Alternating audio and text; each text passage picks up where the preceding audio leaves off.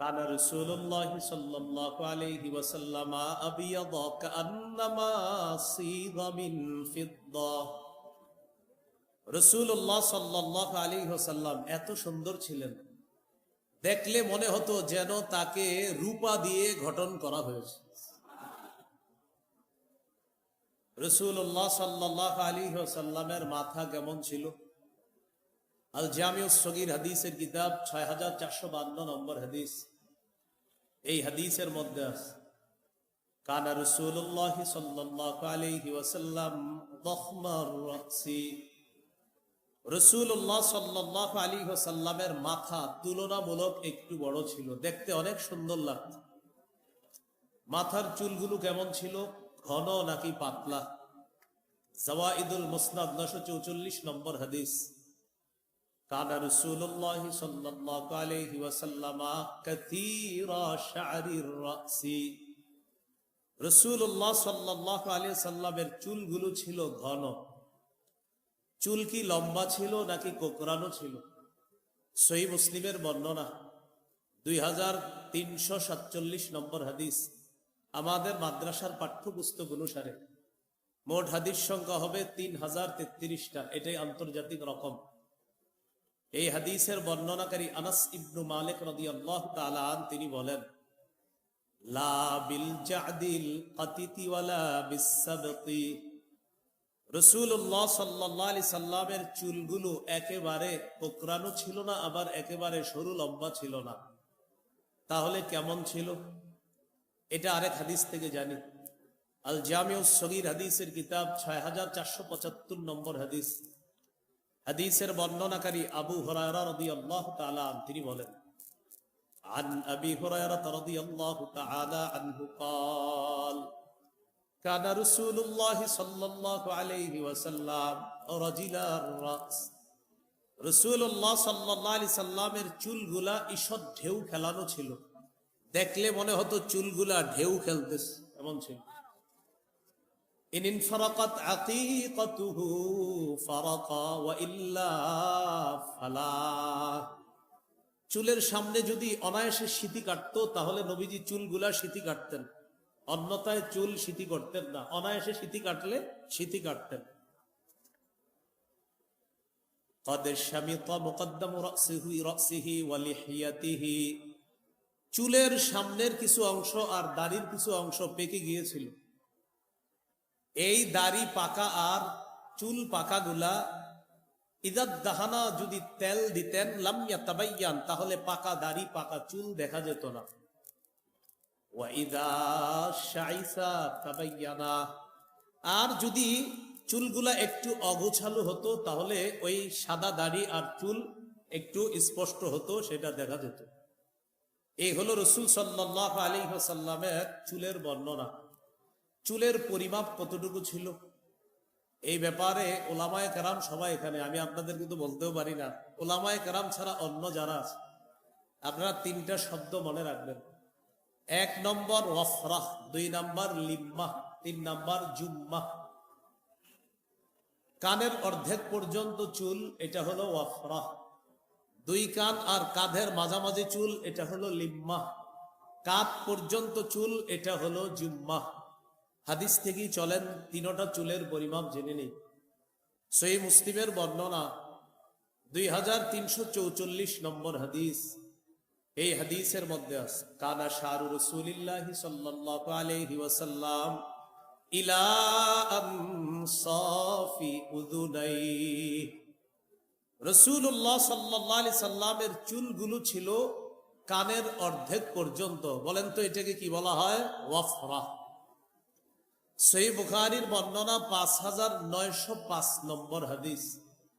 এই হাদিসের বর্ণনাকারী কাতাদা রাদিয়াল্লাহু তাআলা তিনি বলেন, সাআলতু আনাস ইবনে মালিক রাদিয়াল্লাহু তাআলা আন শা'রি রাসূলিল্লাহি সাল্লাল্লাহু আলাইহি ওয়াসাল্লাম। আমি নবীজির সাহাবী, নবীজির খাদেম, 10 বছরের খাদেম হযরত আনাসকে জিজ্ঞাসা করলাম, নবীজির চুলগুলো কেমন ছিল একটু বলেন তো। হযরত আনাস রাদিয়াল্লাহু তাআলা আনহু জবাব দিলেন, লা বিসসাবতি ওয়ালাল জাদি। একেবারে সরু লম্বা ছিল না, আবার কোকড়ানো ছিল না। কেমন ছিল চুলগুলা? বাইনা উদুনাইহি ওয়া আতিকি, নবীজির চুল মুবারক গুলো ছিল দুই কান আর কাঁধের মাঝামাঝি, এটাকে বলা হয় লিম্মা। রয়ে গেল জুম্মা। সহিহ বুখারীর বর্ণনা 5904 নম্বর হাদিস।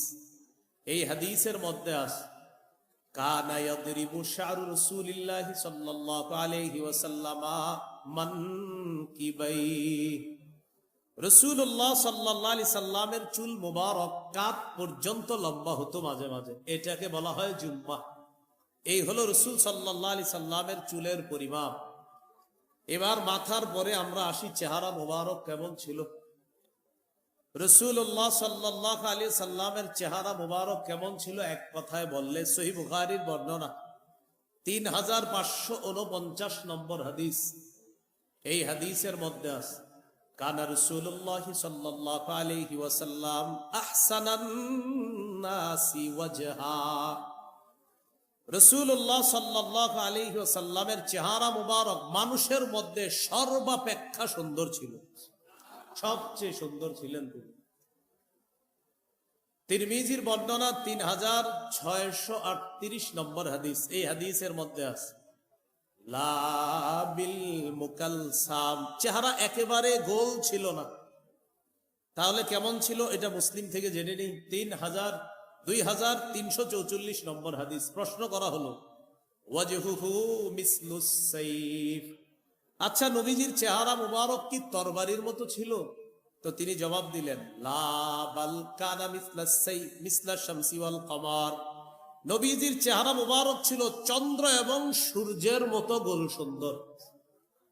এর পুরা গোল না কিন্তু আপনার, কানাফি ওয়াজহিহি তাদবীরুন, কিছুটা গোল ভাব ছিল, পুরাপুরি গোল ছিল না এমন না। একটি হাদিস শুনেন, জাবির ইবনে সামুরা রাদিয়াল্লাহু তাআলা আনহুর বর্ণনা, তিরমিজির 2811 নম্বর হাদিস, 2811। এই হাদিসে আছে জাবির রাদিয়াল্লাহু তাআলা আনহু বলেন রাআইতু রাসূলুল্লাহ সাল্লাল্লাহু আলাইহি ওয়াসাল্লাম, আমি আল্লাহর নবীকে দেখলাম ফি লাইলাতি ইদহিয়ান, জোছনা রাতে। আমি রাসূলুল্লাহ সাল্লাল্লাহু আলাইহি সাল্লামকে দেখলাম জোছনা রাতে। ফাজআলতু আনজুরু ইলা রাসূলিল্লাহি সাল্লাল্লাহু আলাইহি ওয়াসাল্লাম ওয়া ইলাল কমার, আমি একবার নবীর চেহারা মুবারকের দিকে তাকাইলাম, আরেকবার চাঁদের দিকে তাকাইলাম।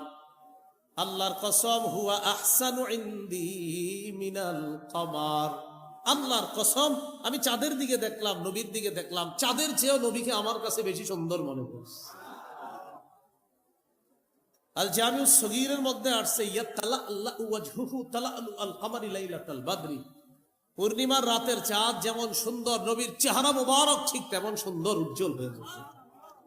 এ হলো চেহারার বর্ণনা। রয়ে গেল কপাল। কপাল ছিল কেমন? ওয়াসিআল জাবিন, ললাট ছিল প্রশস্ত, কপাল ছিল প্রশস্ত। কপালের পরে দেখেন দুইটা ভুরু আছে, হ্যাঁ, এই ভুরু কেমন ছিল? আজাজ্জাল হাওয়াজিবি সাওয়াবিগা ফি গায়রি কাদনিন বাইনাহুমা ইরকুন ইউদিরুহুল গাদাব, নবীজির ভুরুগুলো ছিল বক্র, ঘন, সুন্দর, সরু ছিল বক্র। দুই ভুরুর মাঝে ফাঁকা ছিল, মিল ছিল না। ফি গায়রি কারনিন, একটা আরেকটার সাথে মিলিত ছিল না। মাঝখানে বাইনাহুমা ইরকুন, মাঝখানে একটা ছোট্ট রগের মতো ছিল। সাহাবায়ে কেরাম বলেন এত সুন্দর ছিল এটা। ইউদিরুহুল গাদাব, যখন নবী রাগ করতেন তখন এই জায়গার রগটা কত চমৎকার ভাবে স্পষ্ট হয়ে উঠত। যদি একটু রাগ করতেন এই জায়গায় আপনার রগটা হালকা স্ফীত হয়ে যেত, দেখতে বড় চমৎকার লাগতো, সুন্দর লাগতো।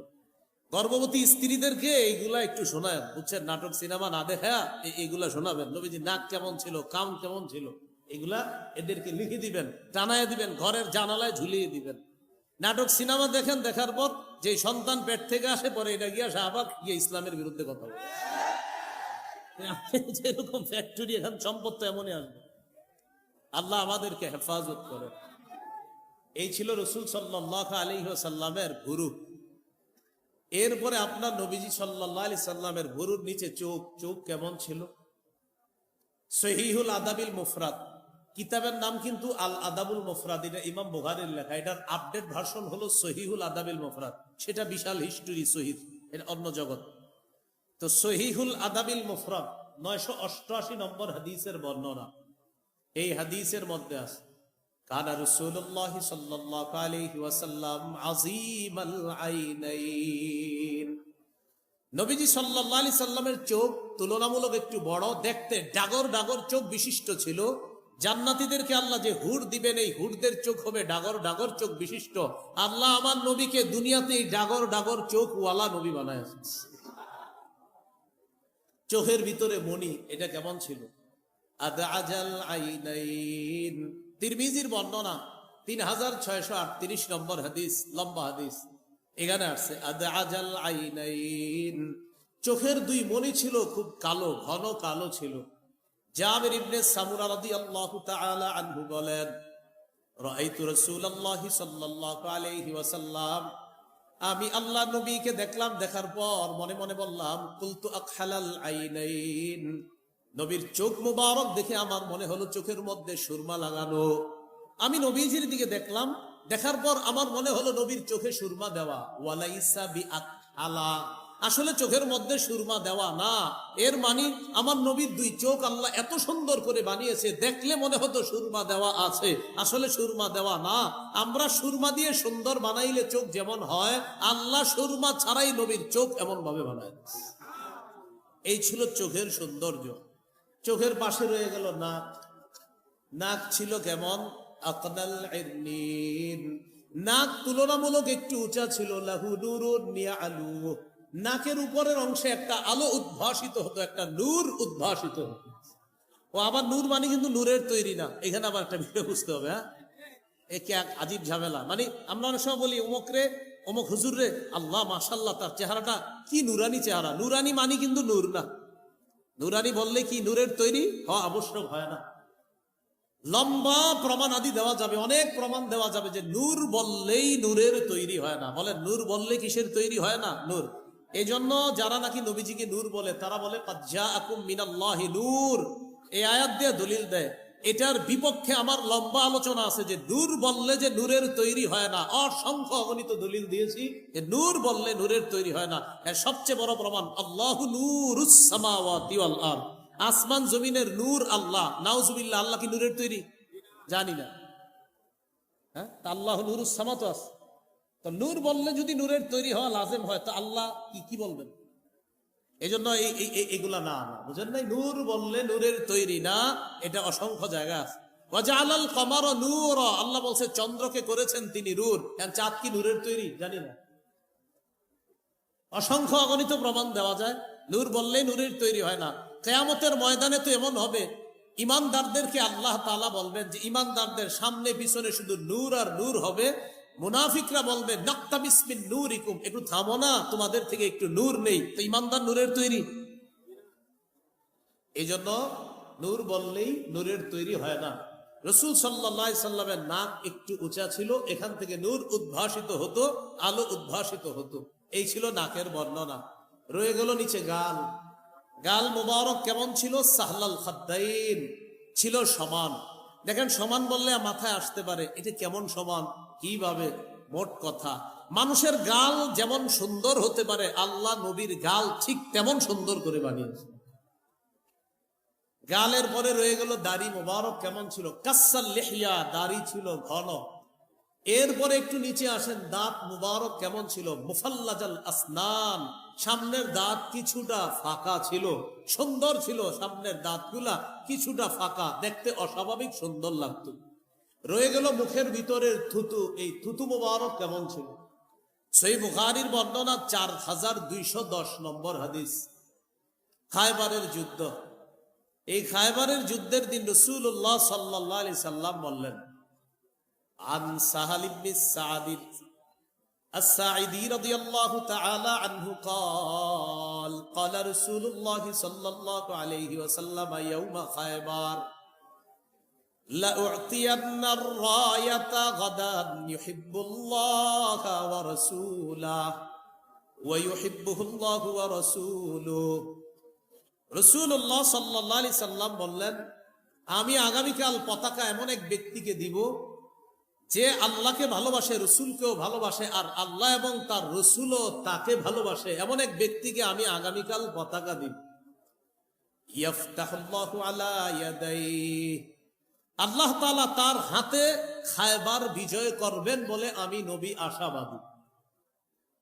সাহাবী সাহাল ইবনু সাদ রাদিয়াল্লাহু তাআলা আনহু বলেন, ফাবাতান নাস ইয়াদুকুনা লাইলাতাহুম, সব সাহাবীরা রাতের বেলা ঘুমায় না, সমস্ত সাহাবীরা আলাপের মধ্যে কাটিয়ে দেয় আর টেনশন করে, আইয়ুহুম ইউতাহা, না জানি আগামীকাল পতাকা কার হাতে দেয়।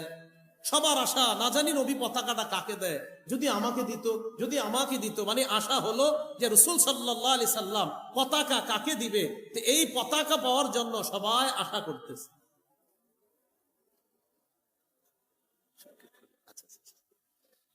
তো আলী ইবনে আবি তালেব রাদিয়াল্লাহু তাআলা আনহুকে পতাকা দিবেন রাসূল সাল্লাল্লাহু আলাইহি ওয়াসাল্লাম। আচ্ছা, হারে ফেলা যাবে, তো সবাই টেনশন, মনে হয় পতাকাটা আমাকেই দিবে। পরের দিন সবাই নবীজি সাল্লাল্লাহু আলাইহি সাল্লামের সামনে আসছে। আসার পর রাসূলুল্লাহ সাল্লাল্লাহু আলাইহি সাল্লাম বললেন, আইনা আলী ইবনে আবি তালেব, আচ্ছা আলী কোথায়? এই কথা বলার পর সাহাবায়ে কেরাম জবাব দিলেন, ইশতাকি আইনাই, হুজুর আলীর তো চোখে সমস্যা। নবীজি বললেন, তার কাছে লোক পাঠাও, ডাকো। আলী রাদিয়াল্লাহু তাআলা আনহুকে ডাকলেন। ডাকার পর ফাবাসাকা রাসূলুল্লাহ সাল্লাল্লাহু আলাইহি ওয়াসাল্লাম ফি আইনাইহি, রাসূলুল্লাহ সাল্লাল্লাহু আলাইহি সাল্লাম তার দুই চোখের মধ্যে থুতু দিয়ে দিলেন। থুতু দেওয়ার সাথে সাথে হযরত আলী চোখ দুইটা ভালো হয়ে গেছে। সাহাবী বলেন, এমন ভালো হলো যেন তার চোখের মধ্যে কোনো সমস্যাই কখনো ছিল না, এমন ভালো হয়ে গেল তার দুই চোখ। এই ছিল রাসূল সাল্লাল্লাহু আলাইহি ওয়াসাল্লামের থুতু মুবারক। তো যাই হোক, রাসূলুল্লাহ সাল্লাল্লাহু আলাইহি ওয়াসাল্লামের জীবনী নিয়ে আলোচনা চলছে, হবে, চলতে থাকবে ইনশাআল্লাহ। বড় বড় উলামায়ে কেরাম আলোচনা করবে ইনশাআল্লাহ। আজকে অন্তত যতটুকু জানলাম যে রাসূল সাল্লাল্লাহু আলাইহি সাল্লাম জন্মের পরে তিনি কেমন ছিলেন, দেখতে কতটা সুন্দর ছিলেন, এই বর্ণনা জানলাম। সর্বশেষ কথা, মিলাদ অর্থ জন্ম, মিলাদুন নবী অর্থ মুহাম্মদ সাল্লাল্লাহু আলাইহি সাল্লামের জন্ম। মিলাদ বললে যেন কারো মাথায় এটা না আসে যে মিলাদ মানি কিছু নাচানাচি আর কিছু করার পর একটা মুনাজাত হবে, এরপর কিছু বিলাই বিতরণ হবে আর খাবো। মিলাদ মানি কিন্তু এটা না। মিলাদ মানি মুহাম্মদ সাল্লাল্লাহু আলাইহি সাল্লামের জন্ম, এই কথাটা সবাই মাথায় রাখবো। আরেকটা হলো সিরাত, নবীজির জীবনী। যাই হোক, আল্লাহ রাসূল সাল্লাল্লাহু আলাইহি সাল্লামের জীবনী যেন আমরা আমাদের জীবনে বাস্তবায়ন করতে পারি, আল্লাহ তৌফিক দান করেন। সুবহানাল্লাহি ওয়া বিহামদিহি, সুবহানাকাল্লাহুম্মা ওয়া বিহামদিকা, আশহাদু আল্লা ইলাহা ইল্লা আনতা, আস্তাগফিরুকা ওয়া আতুবু ইলাইক। আমিন। ওয়া আখিরু দাওয়ানা আলহামদুলিল্লাহি রাব্বিল আলামিন। আসসালামু আলাইকুম ওয়া রাহমাতুল্লাহ।